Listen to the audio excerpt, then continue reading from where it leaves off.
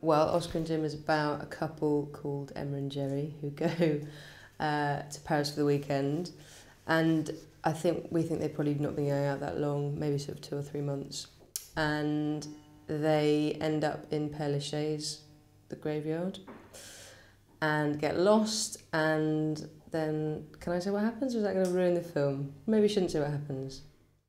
I think it's just about a kind of couple and their relationship and the strain of going away together, because I think it's one of those things that, you know, when you're young, it's probably the first time they've ever been away with someone, and it's quite exciting, and they're quite young, and they're both pretending to be quite grown up, and actually they're both quite inept in their own way, and my character's quite mean.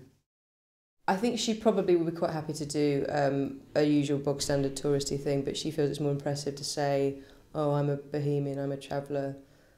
She just sounds a bit like a twat, I think, but that's kind of why, you know, she's funny, because Jerry's very keen to stick to the kind of, you know, more traditional touristy activities. I think she's probably had quite a nice weekend, but she's now just going, oh, but I'm more interested in this, and, you know, I just want to go and hang out and smoke and look cool by the river. What would I rather have? I'd rather have a dirty weekend, I think, definitely. It's weird though, because it was weird filming there, because, you know, we were kind of sitting on graves and stuff, and that sometimes can feel quite odd, and then by the end of the first day you get used to it and feel a bit guilty. Oscar's grave is probably more impressive. I quite like Jim Morrison's being a bit kind of scuzzy though, because they had, I mean, you know, people just sit there and smoke and throw rubbish around, but there's more of a kind of atmosphere of I don't know. There's kind of more of an atmosphere around Jim Morrison's grave, whereas Oscar's is a bit kind of, it's more open. It's on one of the bigger avenues, and Jim Morrison's kind of hidden down this little twisty road. So just purely for atmosphere, I preferred that one.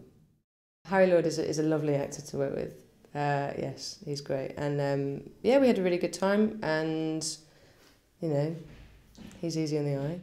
Well, I think Ian, the writer's just written something which is, I think, believable, and I think there's something kind of quite intriguing about just watching two people having quite a rubbish time and seeing it all unfold. And I think it's written really sensitively, and I think, you know, because sometimes Emma's just horrible to Jerry, and you really don't you think she's being a bit much, and then, you know, there are times when he's just being really annoying and like a child, and you kind of switch your allegiances to her. So I think it goes back and forth quite a lot. And I mean, I think there's some funny bits in it and stuff, and there is a pseudo sex scene, so, you know, there's something for everyone.